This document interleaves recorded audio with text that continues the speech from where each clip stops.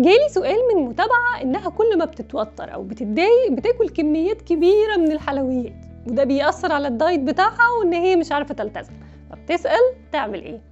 استنوني عشان تعرفوا الإجابة. أنا الدكتورة ساندي العسال وده ABC تغذية.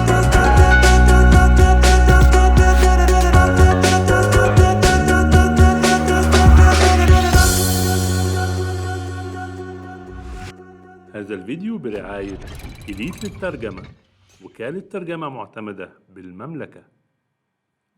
الكلام ده فعلا حقيقي، لأن هرمونات التوتر لما بتزيد وعلى رأسهم الكورتيزول بيزيد إحساسنا بالنهم للحلويات والأكلات العالية الدهون، لأن الجسم بيحاول يدور على مصدر يعليله السيروتونين عشان يحسن المزاج ويحس بالراحة.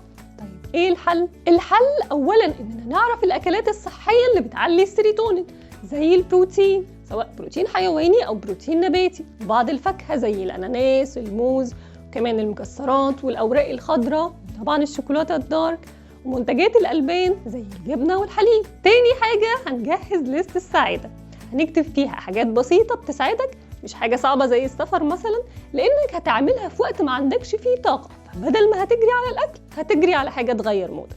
يفضل ان الحاجة دي تقدر تعملها في البيت بكل بساطة، زي انك تشرب قهوة مثلا بتحبها ومعها قطعة شوكولاتة دارك، تطلع تشم الهواء في البلكونة او تاخد شاور او تقعد في البانيو، تسمع مزيكا او تسمع صوت البحر او العصافير على اليوتيوب، او تسمع قرآن، او في حاجات سهلة زي انك تقرأ كتاب او تشوف اي حاجة سريعة تغير بيها مودك. وجهز الليست ده من دلوقتي عشان تبقى جاهز لو حصلت لك الحالة دي، وقبل ما تجري على الأكل هتجري عليها. ومن أكتر الحاجات اللي ثبت علمياً إنها بتوصل الإنسان للسعادة والراحة هي التواصل مع الآخرين.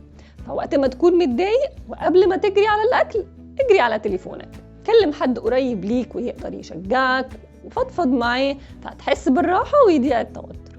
وكمان لو عندك حيوان أليف ولعبت معاه هتحس بنفس الإحساس، هيضيع التوتر وما تلجأش للأكل العاطفي. ومن الحاجات اللي هتساعدك انك تتخلص من الأكل العاطفي انك تشيل من تلاجتك أي حلويات أو أكل غير صحي.